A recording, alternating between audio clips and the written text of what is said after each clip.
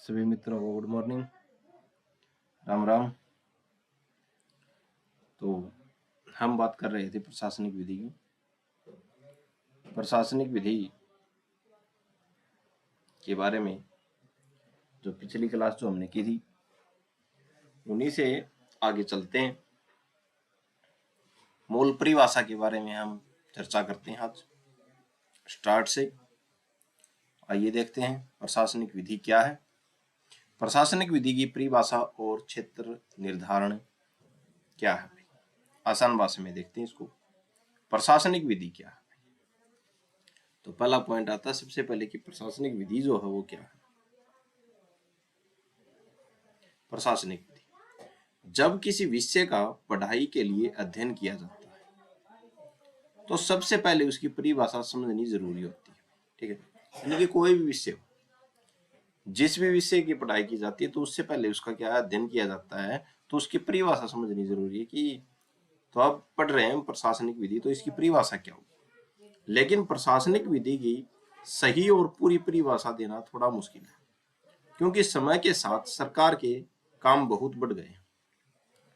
तो प्रशासनिक विधि जो है तो इसकी जो सही और पूरी परिभाषा देना थोड़ा मुश्किल है, क्योंकि समय के साथ सरकार के काम बढ़ते जा रहे हैं और भी बढ़ रहे हैं। ठीक है, आज के समय में हम सरकार के प्रशासनिक फैसलों के अधीन जो जीवन जीते हैं, जैसे लाइसेंस लेना, सरकारी नौकरी, टैक्स, परमिट लेना, सरकारी योजनाओं का लाभ लेना।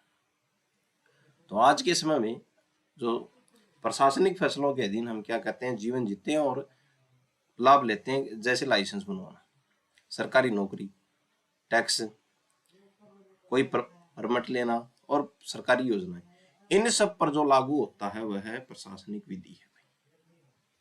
ठीक है,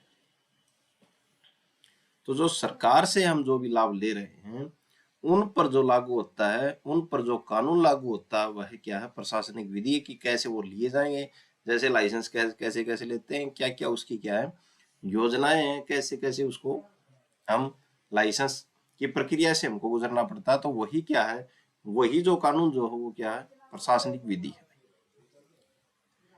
यानी कि प्रशासनिक विधि वह कानून है जो सरकार और सरकारी अधिकारियों के कामकाज को नियंत्रित करता है। तो प्रशासनिक विधि क्या है, जो सरकार और सरकारी अधिकारियों के कामकाज को क्या करता है, नियंत्रित करता है।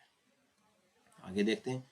रॉबसन ने एक परिभाषा दी थी, उसकी परिभाषा देते हैं।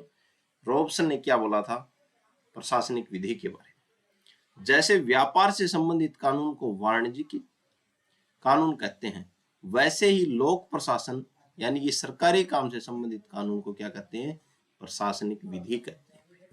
तो ये बात रॉबसन ने कही थी। ठीक है, सरकार जो काम करती है उनसे जुड़े नियम कानून ही प्रशासनिक विधि है।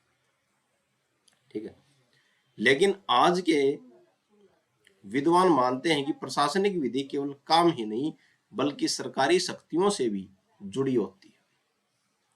ठीक है, आगे बात करते हैं। डाइसी के अनुसार प्रशासनिक विधि क्या है। डाइसी के अनुसार प्रशासनिक विधि वह कानून है जो सरकारी अधिकारियों की स्थिति और जिम्मेवारियां बताता है।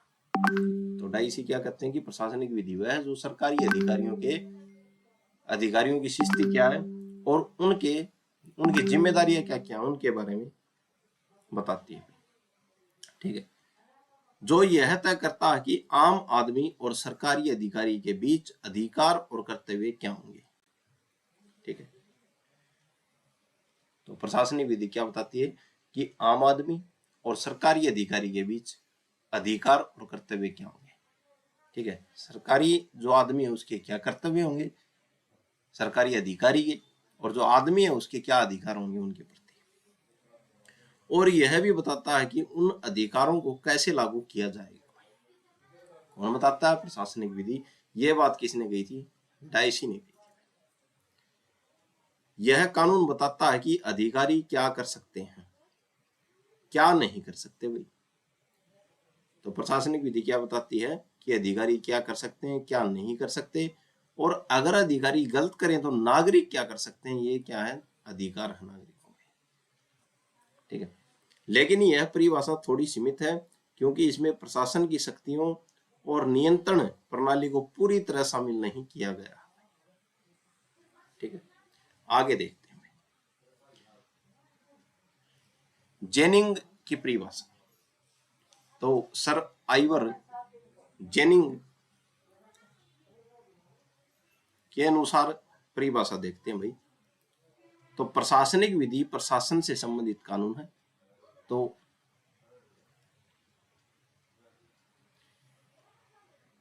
ये जो सर जो थे आइवर जेनिंग्स, तो इन्होंने क्या कहा था कि प्रशासनिक विधि जो है प्रशासन से संबंधित कानून है जिसमें प्रशासनिक अधिकारियों के गठन, शक्ति और कर्तव्य बताए गए हैं। तो आइवर ने यह बात कही थी। ठीक है, यह कानून बताता है कि, तो आइवर के अनुसार यह कानून क्या बताता है, यह कानून क्या प्रशासनिक विधि क्या बताती है, प्रशासन कैसे बनेगा, अधिकारी कौन होंगे, उनकी शक्तियां क्या होंगी भाई, और उनके कर्तव्य क्या होंगे।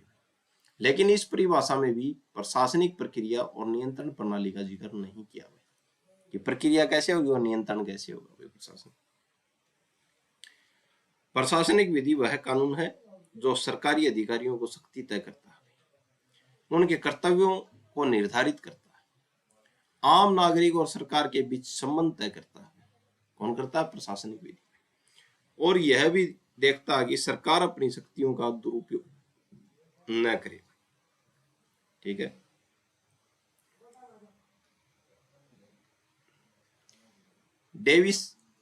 डेविस की परिभाषा देखते हैं, यानी कि अमेरिकी दृष्टिकोण। डेविस प्रशासनिक कानून को एक स्वतंत्र विषय मानते हैं।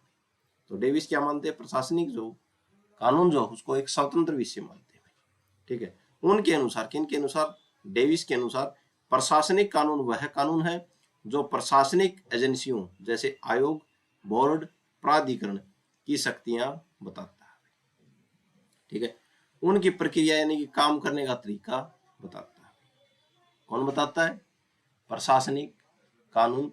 किसके अनुसार? डेविस के अनुसार। ठीक है, और खासकर यह भी बताता है कि अदालतें प्रशासनिक फैसलों की न्यायिक समीक्षा कैसे करेंगी। ठीक है, तो अदालतें जो हैं प्रशासनिक फैसलों की न्यायिक समीक्षा कैसे करेंगी, यह भी बताता है कौन? प्रशासनिक कानून।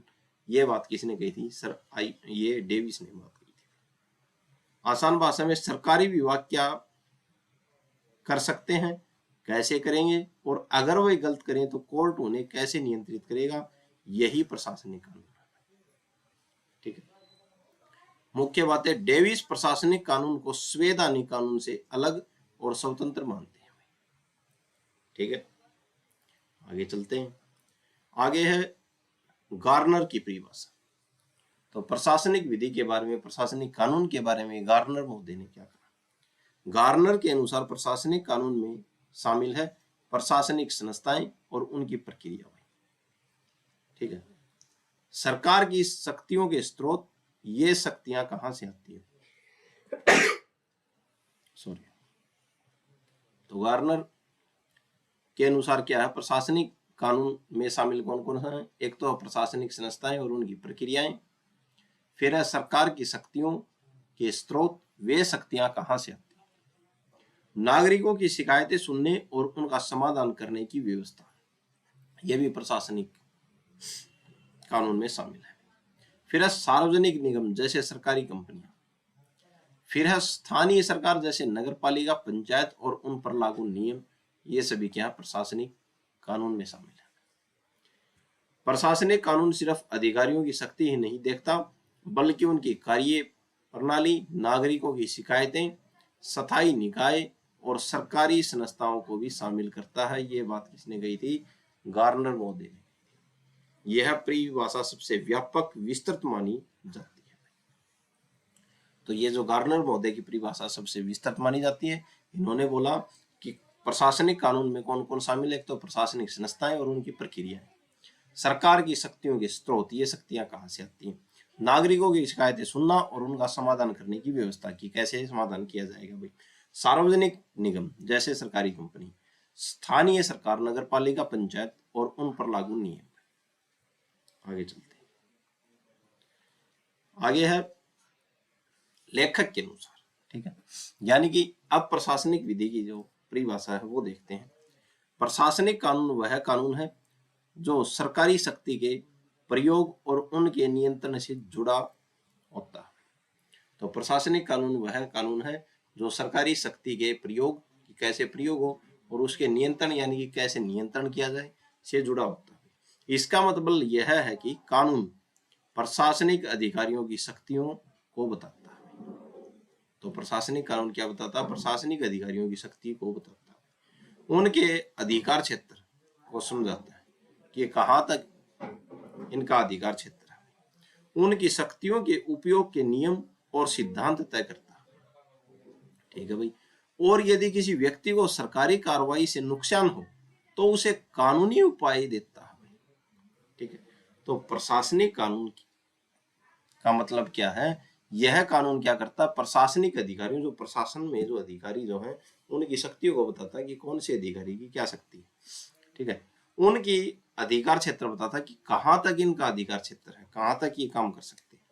उनकी शक्तियों के उपयोग के नियम और सिद्धांत तय करता है कि कैसे शक्तियों का नियम, जो शक्तियां जो है वो इनके क्या क्या नियम है, क्या क्या इनके सिद्धांत है, कैसे वो शक्तियों का प्रयोग करेंगे। और यदि किसी व्यक्ति को सरकारी कार्रवाई से नुकसान होता है, ठीक है, किसी ने सरकारी कार्रवाई की है तो सरकारी कार्रवाई से नुकसान हो गया तो उसे कानूनी उपाय देता है भाई कौन? प्रशासनिक कानून। आसान शब्दों में सरकार क्या कर सकती है, कितनी कर सकती है, कैसे कर सकती है, और अगर गलत करे तो नागरिक क्या कर सकते हैं, यह प्रशासनिक कानून है, ठीक है। आगे देखते हैं प्रशासनिक शक्ति क्या होती है, ठीक है। अब बात आ जाती है प्रशासनिक शक्ति क्या होती है। प्रशासनिक शक्ति तीन प्रकार की सरकारी शक्तियों का मिश्रण है, ठीक है। तो प्रशासनिक शक्ति जो है वो तीन प्रकार की सरकारी शक्तियों का क्या है? मिश्रण है। एक तो है विधायी शक्ति, ठीक है। विधायी शक्ति का क्या काम है? नियम बनाना भी, ठीक है। तो तीन शक्तियां हैं, कौन कौन सी? एक तो विधायी शक्ति, एक है प्रशासनिक शक्ति और एक है न्यायिक शक्ति। तो तीन प्रकार की सरकारी शक्तियों का मिश्रण क्या है? प्रशासनिक शक्ति है, ठीक है। इसमें एक तो विधायी शक्ति हो गई, विधायिका का क्या काम है? नियम बनाना, जैसे अधिनियम, नियम, आदेश। फिर है प्रशासनिक शक्ति, नीतियां बनाना और लागू करना भी, ठीक है। फिर है न्यायिक शक्ति, विवादों का निर्णय करना। तो तीन शक्तियों से मिलकर क्या बनती है? प्रशासनिक। तीन सरकारी शक्तियों का मिश्रण है, क्या है? प्रशासनिक शक्ति। विधायिका, प्रशासनिक शक्ति, विधायिका, कार्यपालिका और न्यायपालिका, ठीक है। यानी प्रशासन कभी कभी कानून भी बनाता है, फैसले भी करता है और नीतियां भी लागू करता है, ठीक है। आगे बात करते हैं प्रशासनिक कानून क्यों जरूरी है भाई। यह नागरिकों के हाथ में एक हथियार है, ठीक है, जिससे वह कोर्ट में जाकर सरकार को चुनौती दे सकते हैं यदि सरकार अपनी शक्ति का दुरुपयोग करे। अगर सरकार अपनी शक्ति का दुरुपयोग करती है तो यह नागरिक के हाथों में हथियार है, प्रशासनिक कानून। इसके जरिए वो कोर्ट में जाके सरकार को चुनौती दे सकते हैं, ठीक है। प्रशासनिक कानून का उद्देश्य क्या है? सरकारी शक्तियों के दुरुपयोग को रोकना, प्रशासन को कुशल बनाना और नागरिकों को न्याय दिलाना, ठीक है। तो प्रशासनिक कानून का उद्देश्य क्या है? सरकारी शक्तियों का दुरुपयोग हो रहा है तो उसको रोकना, प्रशासन को कुशल बनाना और नागरिकों को न्याय दिलाना, ठीक है। यह कानून एक तरफ प्रशासन को मजबूत बनाता है तो दूसरी तरफ नागरिकों की रक्षा भी करता है, ठीक है।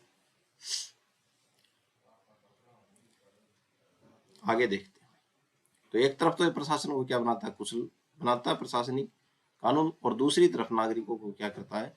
रक्षा भी करता है, ठीक है। आगे देखते हैं प्रशासनिक कानून का दायरा, कहां तक इसका दायरा है। प्रशासनिक कानून मुख्य रूप से 5 बातों की जांच करता है। प्रशासन की शक्तियां क्या है, सरकार को कौन कौन सी ताकत मिली हुई है, ठीक है, यानी कि प्रशासन की शक्तियां क्या है, उन शक्तियों की सीमाएं क्या है, सरकार कितनी हद तक शक्तियों का उपयोग कर सकती है, ठीक है भाई। प्रशासन को सीमाओं में रखने के तरीके क्या हैं, यानी कि सरकार को गलत काम करने से कैसे रोका जा सकता है, न्यायिक समीक्षा। ठीक है, यानी कि सरकार ने ऐसे न्यायिक समीक्षा होती है, सरकार ने कोई कानून बना दिया, ठीक है, वो लोगों के खिलाफ है, तो न्यायपालिका क्या करेगी, उसकी समीक्षा करेगी, इसलिए बोलते हैं उसको न्याय समीक्षा, किसकी, कानून की। अगर वो गलत है तो उसको अवैध भी घोषित कर सकती है न्यायपालिका। तो इसमें क्या है, प्रशासन को सीमा में रखने के तरीके, यानी कि सरकार का गलत काम कर रही है तो उसे रोका जाएगा। प्रशासनिक अधिकारी की प्रक्रिया का हो, वे निर्णय कैसे लेते हैं, क्या वे सही प्रक्रिया अपनाते हैं। ठीक है, आगे है पीड़ित व्यक्ति को क्या उपाय मिलता है। अगर किसी को सरकारी फैसले से नुकसान हुआ हो तो वह क्या कर सकता है, जैसे कोर्ट में याचिका कर सकता है। ठीक है, तो प्रशासनिक कानून का ये थे दायरे, 5 बातों की जांच करती है वे प्रशासनिक कानून में। आगे बात करते हैं प्रशासनिक शक्ति का बढ़ता आयाम। तो पहले सरकार का मुख्य काम था कानून व्यवस्था बनाए रखना, अपराध रोकना, टैक्स लेना, लेकिन अब सरकार का काम बहुत बढ़ गया। क्या क्या बढ़ गया, आज सरकार उद्योग लगाती है, चलाती है, बैंकिंग व्यवस्था संभालती है, परिवहन यानी कि रेल, बस आदि का संचालन करती है, स्वास्थ्य सेवाएं मुहैया कराती है, शिक्षा मुहैया कराती है, कल्याणकारी योजनाएं लागू करती है। ठीक है, तो ये प्रशासन शक्तियों का क्या है, बढ़ता हुआ आयाम है।